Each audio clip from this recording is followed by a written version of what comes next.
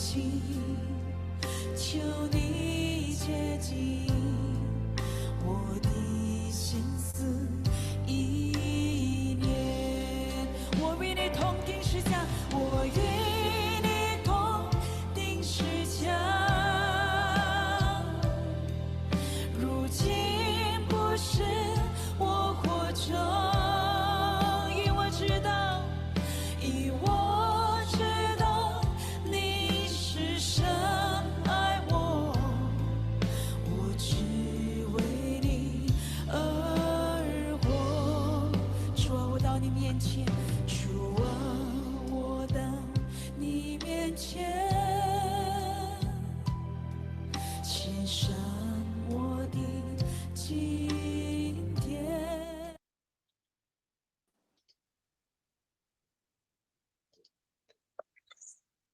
各位弟兄姐妹，大家早安，大家平安。我们今天是要进入《使徒行传》第5章的后半段，我们要请嘉升长老来带领我们大家做开始的祷告。好，我们一起来祷告。阿爸父神，我们感谢你又赐给我们有新的一天，我们同心合意的来到主你的面前，我们献上我们的今天，求主你来更新洁净我们的心思意念。昨天的我们与耶稣同定十字架，愿全新的一天成为美好。我们要从读你的话语开始这新的一天，愿神的话成就在我们每一个人的身上，也开启我们属灵的眼睛，透过陈牧师的分享，让我们明白真理，也能够明白看见应许，也能够来领受主你的恩典。孩子们同心合意的祷告，是奉靠主耶稣基督的圣名求，阿们。阿们，谢谢。我们昨天从第4章的后半段到第5章的前半段，看到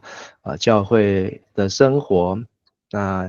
以及在教会像是到圣殿般的服事的奉献，那看到了3个人物，一个是巴拿巴，另外2位是亚拿尼亚和撒贝拉。那也因着他们的奉献的态度、奉献的动机，那让教会里面也看到了上帝的同在。那所以教会的生活是大家都同心合意，那凡物公用，那不会说教会是属于谁的或个人自己的。那也看到使徒在管理教会当中的原则是按照各个人的需要来分给各个人。那还有看到巴拿巴他的奉献，以及从奉献田地到奉献自己，在宣教的行列中，而亚拿尼亚夫妻呢的奉献呢，却因着欺骗圣灵、试探主的灵而自己灭亡。那我们今天要继续来看的是5章12节到42节，那请嘉升长老带我们来读。好，使徒行传5章12节，使徒们在民间行了许多神迹奇事，所有信徒都同心合意的在所罗门廊下聚集。虽然一般民众尊重他们，但是信徒以外的人都不敢接近他们。当时信主的人越来越多，男女都有。由于使徒们行了许多神迹，有人把病人抬到街上来，放在床上、褥子上，希望彼得走过的时候，他的影子会投在他们一些人身上。还有一大群人带着病人和污灵附身的人，从耶路撒冷附近的市镇来，这些病人都得到了医治。17节，大祭司和他的党羽，就是当地的撒都该人，对使徒非常嫉妒，因此决定采取行动。他们下手逮捕使徒，把他们囚禁在拘留所里。但是当夜，主的天使打开监门，把使徒领了出来，对他们说：你们去站在圣殿里，向人民宣讲有关这新生命的道理。使徒听从这话，在天快亮的时候进了圣殿，开始教导人。大祭司和他的党羽召集议会里所有的犹太长老，举行全体会议，然后下令到监狱里把使徒提出来。但是警卫到达的时候，发现使徒们不在监狱里，就回议会报告说，我们到了监狱，看见监门牢牢的锁住，狱警都守在门外，但我们开了监门，发现里面连一个人也没有。圣殿的警卫官和祭司长们听见这报告，非常惊异，不知道使徒们遇到了什么事。这时候有一个人进来报告，你们拘禁在监狱里的人正站在圣殿里教导民众呢。于是那警卫官领着侍从去，把使徒们带来，但没有使用暴力，因为怕被群众用石头打。他们把使徒们带来后，叫他们站在议会面前，大祭司开始审问他们，他说，我们曾严厉的禁止你们借这个人的名教导人，你们反而把你们那一套道理传遍耶路撒冷，而且想把杀这人的血债归在我们身上。彼得和其他的使徒回答，我们必须服从上帝，不服从人。你们所钉死在十字架上的耶稣，我们祖先的上帝已经使他复活了。31节，上帝把他高举在自己的右边，使他做元首，做救主，为要给以色列人有悔改的机会，让他们的罪得到赦免。我们就是这些事的见证人，上帝对服从他的人所赐的圣灵也与我们一同作证。议会在议员听见了这话，非常恼怒，决定要杀害使徒们。可是他们中间有一个法利赛人，名叫加玛列，是一向受人尊敬的法律教师。他在议会中站起来，吩咐人把使徒们带出去，然后向议员发言：以色列同胞们，你们处理这些人的事必须谨慎。前些时候杜达起来，自吹自擂，约有400人服从了他。他终于被杀，服从的人作鸟兽散，乱世归于消灭。以后又有加利利的犹大在户口调查的时候起来，也引诱了好些人跟从他，他也被杀，服从他的人也被赶散。对于现在这件事，我告诉你们，不要跟他们作对，由他们去吧。如果他们所计划所做的是出于人，一定会失败；如果是出于上帝，你们就不能够击败他们。你们所做的恐怕是在敌对上帝了。议会接纳加玛列的意见，于是把使徒叫进来，鞭打他们，又命令他们不得再借耶稣的名讲道，然后释放他们。使徒离开议会，因配得为耶稣的名受凌辱，心里非常高兴。他们仍然天天在圣殿和个人的家里不停地教导人，传扬有关基督耶稣的福音。以上。谢谢嘉森长老。那我们可以看到这个事件呢，从第3章第1节，就是彼得、约翰在下午3点要到圣殿的来祷告，那经过了一个瘸腿，那来医治了他，那所产生的连锁反应。那中间也穿插了教会被逼迫当中，却是更加一心一意、同心合意、凡物公用，那奉献的生活。但是这个事件继续延伸到教会怎么样从耶路撒冷福音怎么样从耶路撒冷向外传扬，那是因着教会受到了压力，受到了恐吓。所以因为这个医治的事件，让大祭司还有这些的议会公会的这个文士、长老、法利赛人、撒都该人联合起来要再来迫害这些的使徒和这个福音，其实就是在迫害耶稣。他也是把福音书耶稣受迫害的过程又再一次来重现，但这一次呢可以很清楚的对照和耶稣，没有人能够再取代耶稣的位置。那而且所有为耶稣做见证的人呢，都借着圣的能力，让他们更加坚信这个福音是要给全世界的人。那12节讲到使徒们主就是上帝借着使徒们的手行了许多的神迹奇事，那他们都同心合意的在所罗门的廊下。好，那这个同心合意呢，也是前面5章1到5章好的一个重点啊。好，从第1章14节，第2章、第4章、第5章，好，那出现了4次到5次，好，同心合意或是一心一意。好，那这地点呢又回到了这个所罗门的廊下，就是这个美门，好，这个的瘸腿被医治，然后彼得讲道的地方。那其余的人好，没有人敢接近他们。好，那这里讲的其余的人是指教会其余的人。那这里说教会呢有使徒继续在所罗门的廊下，好，应该不是在乘凉，应该是在讲道，在传道。但是教会的人呢，好，却不敢靠近彼得，靠近使徒。好，为什么呢？就是因为亚拿尼亚和撒非拉的事件。但是呢，信徒以外的人都但是一般的民众尊重他们，好，那百姓却尊重他们。好，那14节，信主的人越来越多，好，越发增添。好，那这是使徒行传第一次用这个形容，好，也是我们今天常常会用的，就是信主的人。好，那所以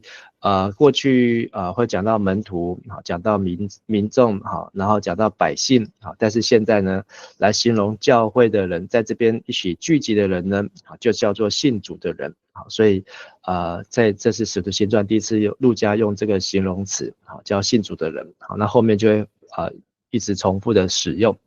那男女都有，好，所以这3000的受洗，5000的人聚集，好，那加入教会，好，那到现在呢，好，不仅是弟兄，好，姐妹也有，好，基本上犹太教还是以男性为主，好，但是男女，好，姐妹，好，都有。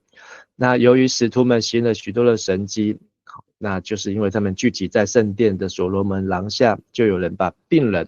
他们的病人抬到街上来啊，好，那不止在圣殿，甚至在街上，那放在床上、褥子上，那做什么呢？让彼得走过的时候，他的影子就可以投在他们的病人的身上。那影子投在他们病人身上做什么呢？好，那就是像是遮盖一样。好，那或是说像这些影子在病人身上呢，好，那最后面讲到16节讲到说，甚至是乌灵附身的人，还有从耶路撒冷附近市镇来的人，这些病人都得到了医治啊。好，那这个已经比福音书耶稣在行的神迹还要令人震撼。好，连影子都没有，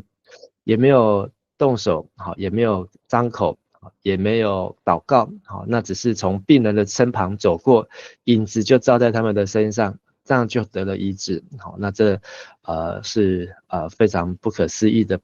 那但是有让我们看到这个福音呢，已经从耶路撒冷的四周围好，附近的市镇都已经传到附近去，所以这也是从耶路撒冷到犹太全地已经耶路撒冷往外来传。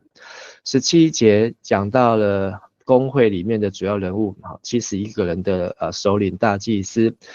还有他的党羽呢采取行动那这些人都是撒都该派的人。好，那特别是这个针对死人复活很不能接受的撒都该，好，就是祭司的家族，对使徒呢满心记恨。好，那现在段译本翻成非常嫉妒，那是可以理解的，因为他们是在圣殿在工作，圣殿是他们的地盘，圣殿是他们在维护的，那他们说什么来圣殿人就应该要乖乖配合。现在这个圣殿里面的乱象呢，不是乱象，圣殿里面的这些的来敬拜的民众，甚至连附近市镇来的民众呢，都不再是因着他们要来圣殿，而是要来接受使徒的医治，来接受使徒的按手祷告等等，而不再是用献祭不再是用献牛献羊献鸽子。那他们呢当然就会觉得被威胁，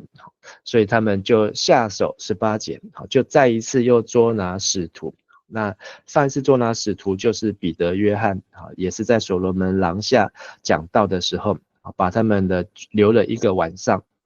然后呢恐吓他们，就把他们放走。那时候彼得说，除他以外别无拯救，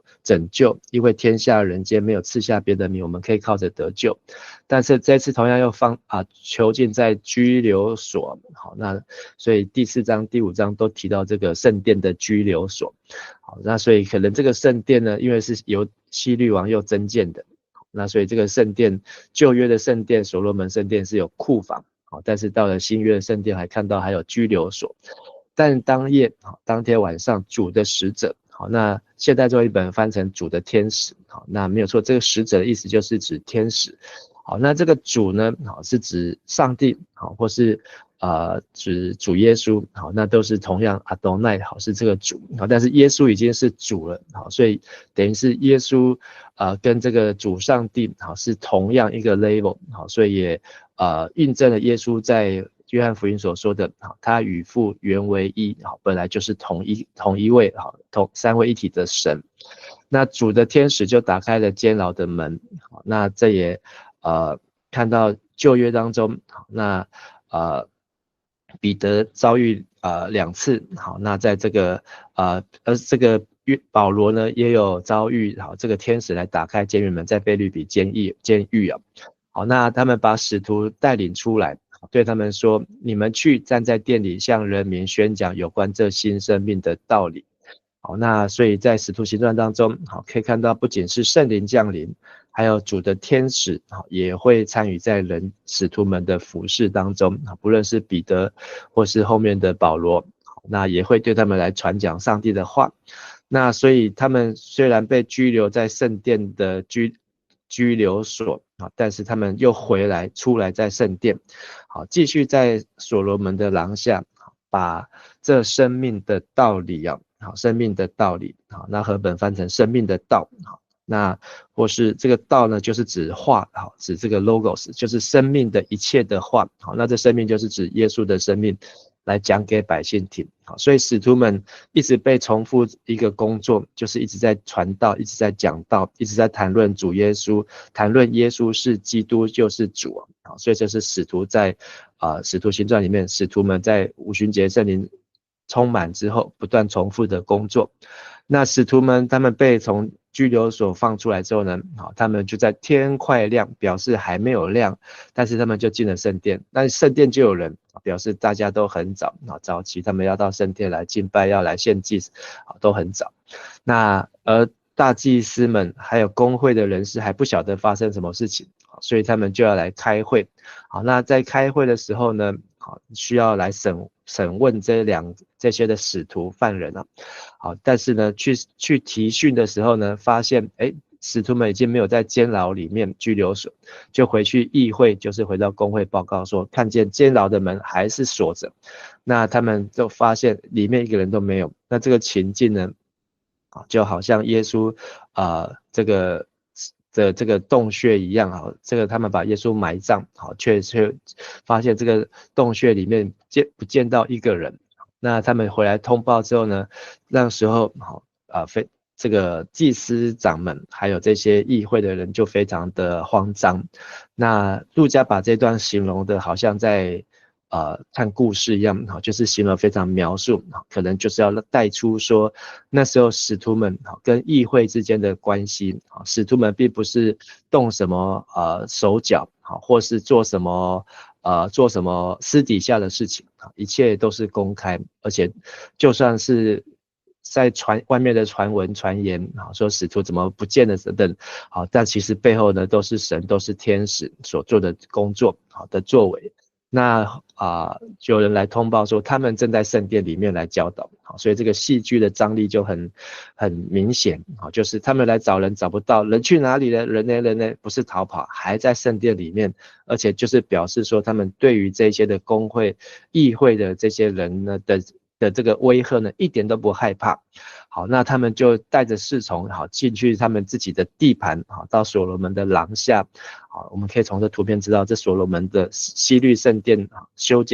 增建圣殿呢，好，这个所罗门的走廊是非常的大。好，所以说5000个人，好，那也是有可能。好，只是说5000个人，那要怎么样对那么多人说话，好，是需要很用力的。但是呢，他们去到现场的时候呢，却不敢用暴力啊。好，那因为呢，怕群众，好，因为群众呢都来聚集，好，他们对于这些使徒们呢，好，非常的敬重，好，前面13节有提到，那他们他们议会把他们又带到这个议会的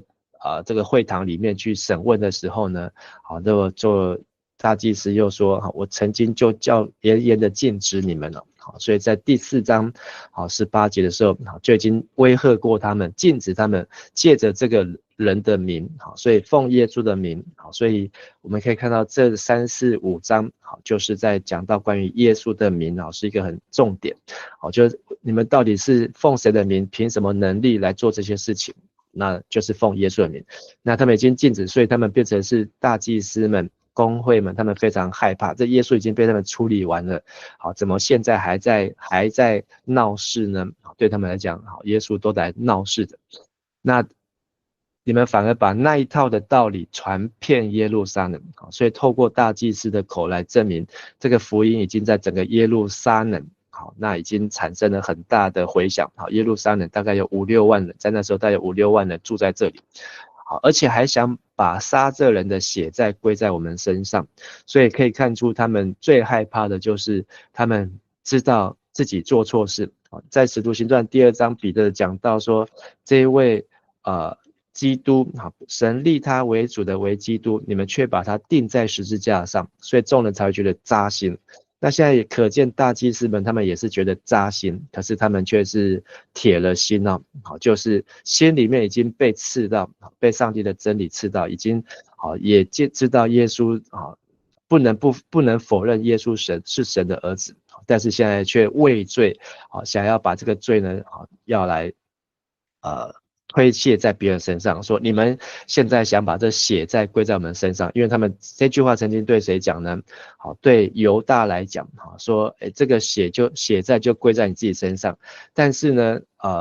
比拉多也曾经说，这个杀这个人流着无辜人的血，好，不算在比拉多身上，他们自己说就算在我们身上和我们的子孙身上。现在呢，这个要算在他们身上的时候，他们又说你们还想要把它算在我们身上，就是拒绝。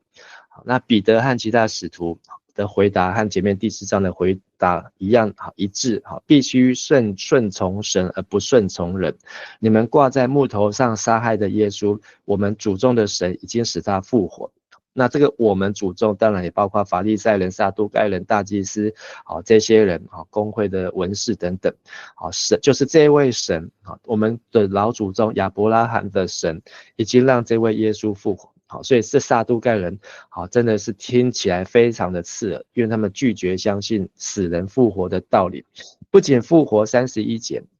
这位神还把他高举在自己的右边，这就是五旬节那一天好的传达的重点。神耶稣已经成为主，已经成为基督，而且在神的右边，现在还加上一个头衔，使他做元首。这元首就是指元帅，就是率着天军天使出来征战的那位元帅。所以为什么会有使者天使来开监牢的门，也是主耶稣所差来的使者，为救主。所以这里呢已经把耶稣好这个人的名字呢已经扩大，成为主，成为这个救主，成为元帅，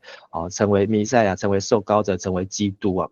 好，那但是呢，彼得在这里呢，并没有定他们的罪，不是要把这个血债归在他们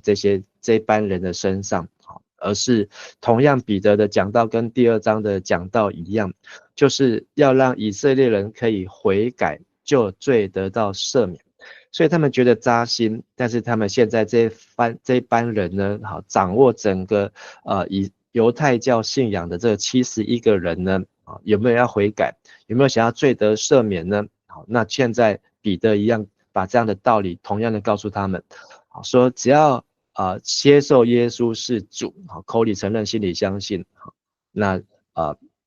就能够得到因着耶稣的名，好，罪能够得到洗清赦免，就能够恢复跟神的关系，就会领受圣灵。32节，我们都是这事的见证人，而神对服从他的人，神赐给顺从的人的圣灵，也为这事做见证。所以只要顺从、相信、接受耶稣基督，这个圣灵就在他的身上，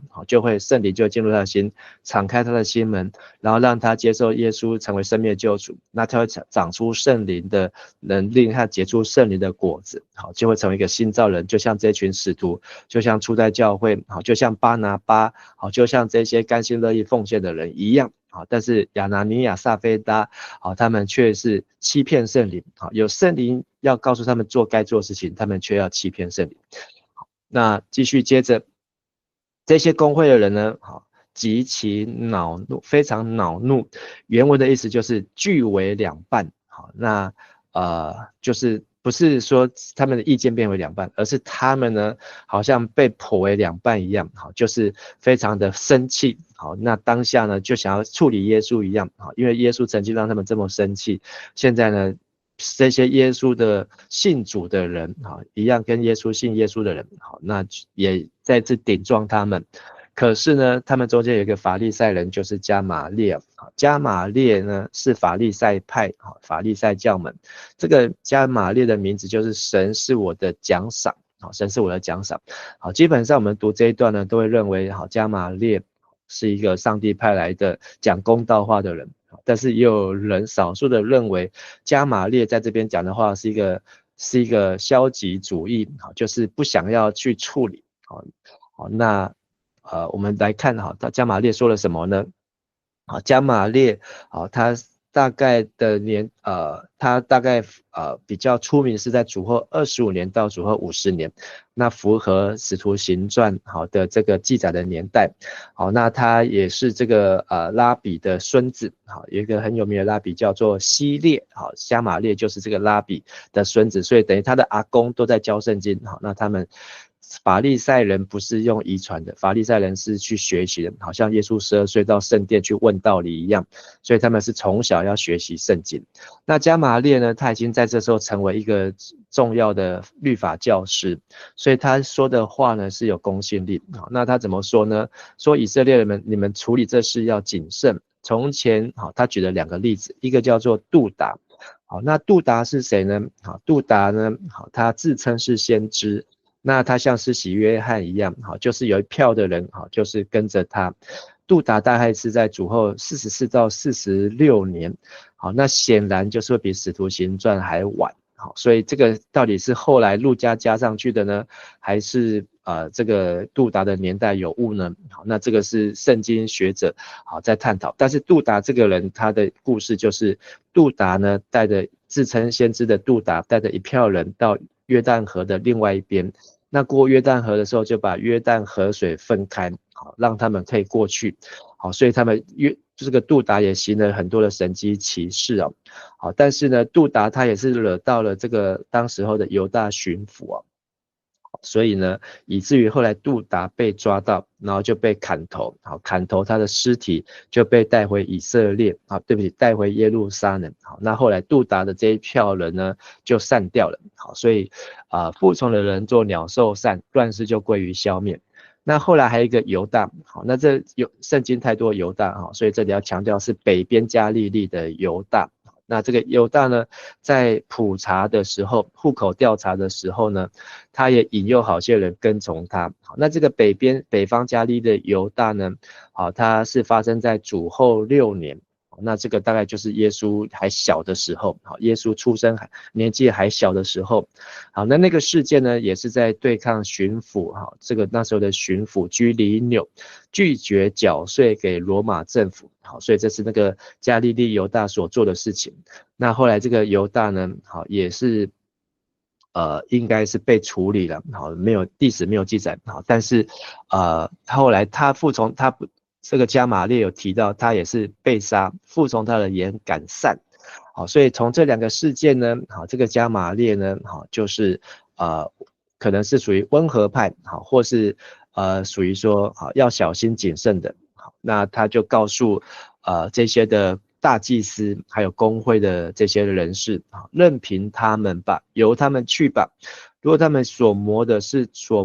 所为是出于人，就要败坏，好，就会像那个杜达或是像那个加利利的犹大一样，好，最终好没有什么用，好，但是如果他们是出于上帝，好，我觉得这句话的提醒比较重要。若是出于神，你们就不能够败坏他们，好，就是不能击败他们，反倒你们是敌对神了，好，所以这个呢，我觉得是很有智慧的提醒。好，所以我们有时候在教会里面，意见跟我们不一样的人呢，好，我们要记得加马列这句话，好，我们是选择，我们都希望我们是站在上帝那一边，或是我们都希望把上帝拉来在我们这一边，好，但是最重要的不是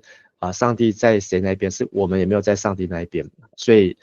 加马列的这一句话呢，好，让我们在做事情、在讨论的时候、开会的时候、听不同意见的时候，我们都能够知道说是不是出于神。好，若是出于神，好，我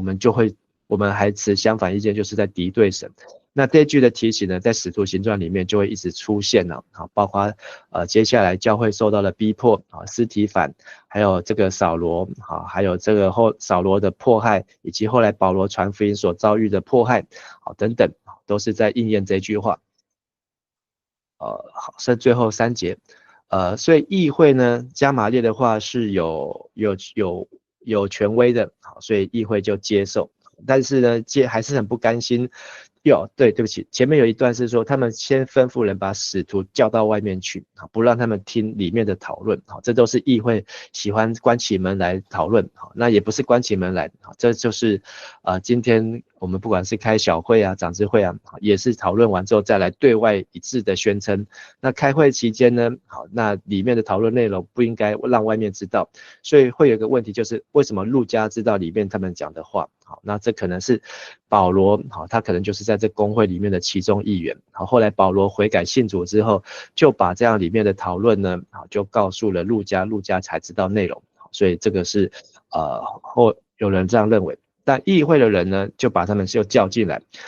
之后呢，把他们打了。好，按照当时好的律法规定，打人呢，好，这个用杖来打人不能够打40下，不能超过40啊。好，所以他们都会打39下。好，所以这些使徒可能被重打了39下之后呢，然后又再一次被严格的这个警告，不可以奉耶稣的名讲道。好，所以这就是使徒最常做的事情，借着耶稣的名讲道。好，那但是议会打完之后，恐吓完之后，就把他们丢包出去。好，想说他们会害怕，所以其实议会能够做就是要恐吓他们，让人害怕。但是很让人意外的41节，这些使徒被打、被恐吓之后呢，不但没有害怕，好，也没有痛哭流涕，反而是心里非常高兴。好，这个让我们真的非常无法理解。好，怎么被恐吓、被毒打、被威胁之后，他们还欢欢喜喜的离开？好，为什么呢？这里有说，因为他们配得为耶稣的名受凌辱啊。所以3、4、5章，好，就是为了耶稣的名，好，最后使徒们如何跟耶稣的名联合在一起呢？好，他们发现不是只有在传道的时候，他们发现不是只有在圣殿教导人的时候，他们发现反而是在被羞辱，好，然后被毒打、被恐吓。他们觉得他们自己所做的就像是耶稣所做的一样，好，反而所以这是8福里面的第8福，为义受逼迫的人有福了，他们在天上的奖赏是大的。好，所以他们都记得耶稣的这句话。最后一节他们就仍然就是完全没有反应，没有因为公会的事情而退缩，天天好在圣殿，好，所以他们不仅是每天都回来。那但是公会呢已经有一个决议了，好，他们可能是会败坏神，好，所以就任凭他们。所以接下来照理讲他们应该是可以被任凭，好，但是我们会发现，好，公会也不可能就是这样子眼睁睁放任他们啊。好，他们除了在圣殿，还在个人的家里啊。好，那这个原文是挨家挨户，所以他们就从这个圣殿，好，我们可以看这图片，他们在圣殿，然后大卫城，甚至进到耶路撒冷城，好，到挨家挨户呢，好，然后不停的教导人。本来是教导就一次两次，现在是一直不断的那传扬有关耶基督的福音。好，那这里呢出现一个字，叫做传福音，这是圣经上第一次出现传福音，就是在42节。好，那但是因为这是现代中译本，如果我们读和合本，他们应该是和合本是说他们不住地教导人传耶稣是基督的福音。好，那现代中译本在这边把它连得太快，叫做基督耶稣的福音，但是他要告诉我们说，这个福音的内容是什么呢？这个传福音的内容叫做耶稣是基督，耶稣是基督。好，所以很重要，过去耶稣跟基督是被分开的，但是在五旬节那一天已经被证实耶稣就是基督。那五旬节之后的每一天都在传福音，传耶稣是基督的福音。好，那今天讲到让我们看到同心合意是初代教会的标志，传讲还有教导是使徒最首要的工作。那众人呢，罪人对不起特别是议会公会的罪人，因为惧怕而拒绝了福音，他们离神就更加遥远。即便他们已经得救的机会，这个情景让我想到好像西底家呢，先知耶利米在跟他告诉他要悔改，要认罪，要接受上帝的管教。西底家本来有机会，可是他居然还是逃跑了，从那个耶路撒冷逃跑，然后被抓。好，然后最后看他的儿子一个一个被杀，然后眼睛被挖出来。好，那就是这群公会的人就真的像是西底家一样，他们掌握大权，却是因为惧怕，所以就想要用恐惧来带给人。那传福音是什么呢？就是传耶稣是主，耶稣是基督的福音。好，我们今天分享到这边，我们一起来祷告。亲爱的天父上帝，我们感谢赞美你，透过今天的经文，他们看到使徒们他们怎么样的为义受逼迫。今天我们在教会虽然受到的逼迫和过去初代或是早期教会受到逼迫不一样，但我们应该要勇敢继续的传扬福音，也让我们知道我们所作所为若是出于人将要败坏，若是出于神就不能被败坏。让我们能够清楚明白圣灵的工作，也能够清楚明白耶稣是主是基督。也求你使用我们的口，使用我们的生命，能够为主耶稣来做见证传福音。我们这样子祷告祈求，奉靠主耶稣基督的名，阿们。好，谢谢大家，好，谢谢嘉森长老，平安。谢谢牧师，谢谢牧师，谢谢牧师，谢谢牧师，拜拜，平安，谢谢。主啊，我到你面前，献上我的今天，我的身体，我的一切，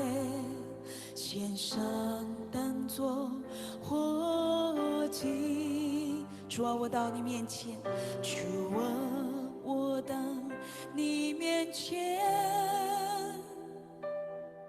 献上我的今天，求你更新，求你洁净我的心思意念。哈利路亚，主啊，